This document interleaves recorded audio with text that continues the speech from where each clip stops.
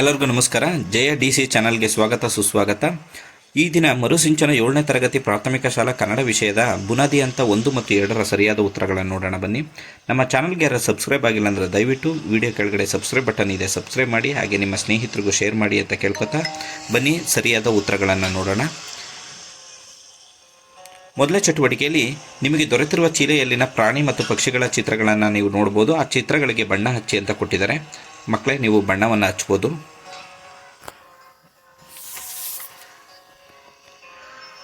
ಹಾಗೆ ಚಟುವಟಿಕೆ 2ರಲ್ಲಿ ನಮಗೆ ಉಪಯೋಗ ಆಗುವಂತಹ ಪಕ್ಷಿ ಪ್ರಾಣಿಗಳಿಗೆ ವೃತ್ತವನ್ನು ಹಾಕಿ ಅಂತ ಇದ್ದಾರೆ. ಸೊ ವೃತ್ತವನ್ನು ಹಾಕಬೇಕಾಗುತ್ತೆ.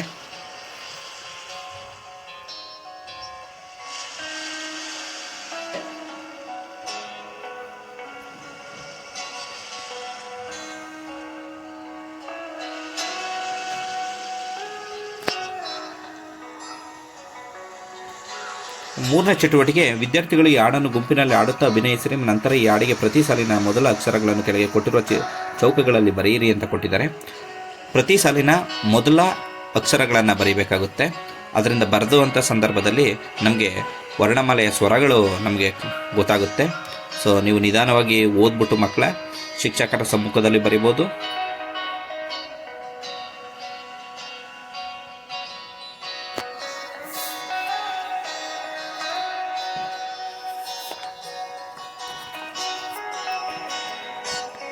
ಚಟುವಟಿಕೆ 4, ಮುನ್ನನಿಗೆ ಕ್ಯಾರೆಟ್ ಬೇಕಾಗಿದೆ. ಕ್ಯಾರೆಟ್ ತಿನ್ನಲು ಆ ಇಂದ ಳವರೆಗಿನ ಅಕ್ಷರಗಳಿಗೆ ಕ್ರಮಬದ್ಧವಾಗಿ ಬಣ್ಣವನ್ನು ಹಚ್ಚಿ ದಾರಿ ತೋರಿಸಿ ಅಂತ ಕೊಟ್ಟಿದ್ದಾರೆ.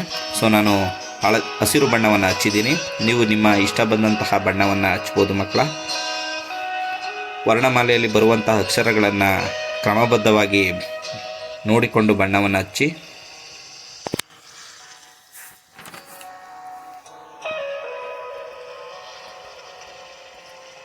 ಹಚ್ಚಿದ ನಂತರ ನಮಗೆ ತಿಳ್ಕೊಬೋದು ಒಟ್ಟು ಆ ಇಂದ ಔವರೆಗೆ ಸ್ವರಗಳು 13, ಹಾಗೆ ಇನ್ನುಳಿದಂತಹ ಅಕ್ಷರಗಳು ವ್ಯಂಜನಗಳು 34 ಇದೆ ಅಂತ ನಾವು ಓದ್ಕೋಬೋದು. ಹಾಗೆ ಚಟುವಟಿಕೆ 5 ನೋಡೋದಾದರೆ ಆ ಚಿತ್ರಕ್ಕೆ ಸಂಬಂಧಪಟ್ಟಂತಹ ಪದಗಳನ್ನು ರಚನೆ ಮಾಡಿ ಬರೀಬೇಕಾಗುತ್ತೆ. ಮೊದಲನೇ ಚಿತ್ರ ಶರ, ಹಾಗೆ 2ನೇದು ಗರಗಸ, 3ನೇದು ಹರ, ದಸರಾ, ಬಸವ, ಜನ,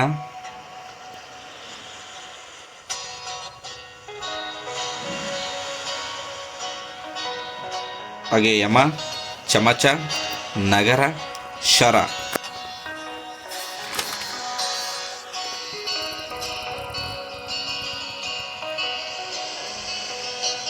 ಬುನಾದಿ ಅಂತ 2ರಲ್ಲಿ ಕಥನ ಮತ್ತು ಕವನ ಅಂತ ಕೊಟ್ಟಿದ್ದಾರೆ. ನೀವು ಕೊಟ್ಟಿರುವಂತಹ ಪುಟ್ಟ ಕಥೆಯನ್ನು ಓದ್ಬೋದು.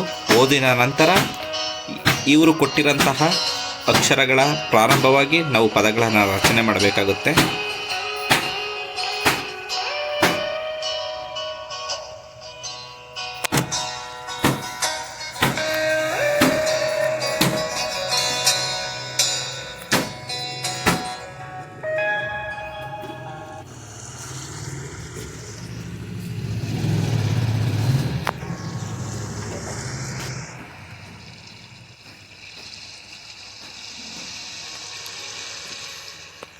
ಈ ಕಥೆಯಲ್ಲಿ ವಿಸರ್ಗದಿಂದ ಕೂಡಿರುವ ಪದಗಳನ್ನು ಆರಿಸಿ ಬರೆದು ಗಟ್ಟಿಯಾಗಿ ಓದಿರಿ ಅಂತ ಕೊಟ್ಟಿದ್ದಾರೆ.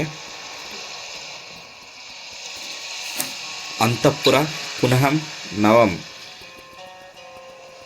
ಅಲ್ಲಿ ನಾವು ಗಮನಿಸ್ಬೋದು. ಈಗೊಂದು ಕಲಿಯಿರಿ ಅನುಸ್ವಾರ ಮತ್ತು ವಿಸರ್ಗ ಯಾವ್ಯಾವುದು ಅನ್ನೋದನ್ನ ನೀವು ಶಿಕ್ಷಕರ ಸಹಾಯದಿಂದ ಹೇಳಿಸ್ಕೋಬೋದು.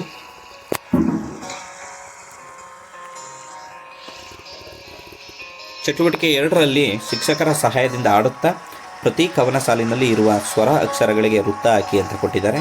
ಸ್ವರ ಅಕ್ಷರಗಳಿಗೆ ಮಾತ್ರ ವೃತ್ತವನ್ನು ಹಾಕಬೇಕಾಗುತ್ತೆ ಮಕ್ಕಳ.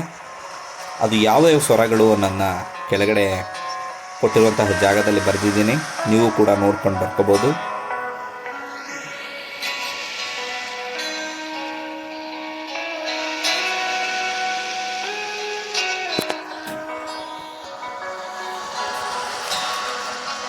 ಹಾಗೆ ಕೆಳಗಡೆ ಮೇಲಿನ ಕವನದಲ್ಲಿ ವೃತ್ತ ಹಾಕಿದ ಅಕ್ಷರಗಳನ್ನು ಬಿಟ್ಟು ಉಳಿದ ಅಕ್ಷರಗಳನ್ನು ಕೆಳಗೆ ಬರೆಯಿರಿ ಅಂತ ಕೊಟ್ಟಿದ್ದಾರೆ. ವೃತ್ತ ಹಾಕಿದ ಅಕ್ಷರಗಳನ್ನು ಬಿಟ್ಟು ಇನ್ನು ಉಳಿದಂತಹ ಅಕ್ಷರಗಳನ್ನು ನಾವು ಬರೀಬೇಕಾಗುತ್ತೆ. ಇವುಗಳನ್ನು ನಾವು ವ್ಯಂಜನಗಳು ಅಂತ ಕರಿತೀವಿ.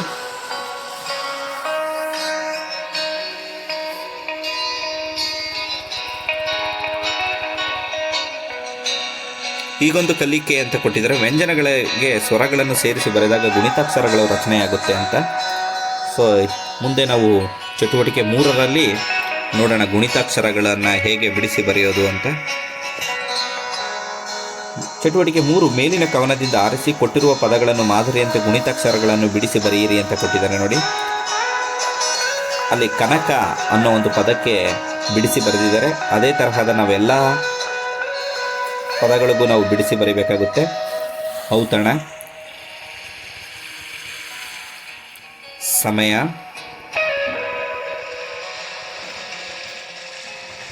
ಬಸವ, ಅವಳ, ಪದಕ, ಚಂಚಲ, ಇಂಚರ, ವಸಂತ, ಜಯಂತ. ಇವನ್ನು ನಾವು ಬಿಡಿಸಿ ಬರೆಯೋದನ್ನು ನೀವು ಶಿಕ್ಷಕರ ಸಹಾಯದಿಂದ ಪಡೆದುಕೊಳ್ಬೋದು.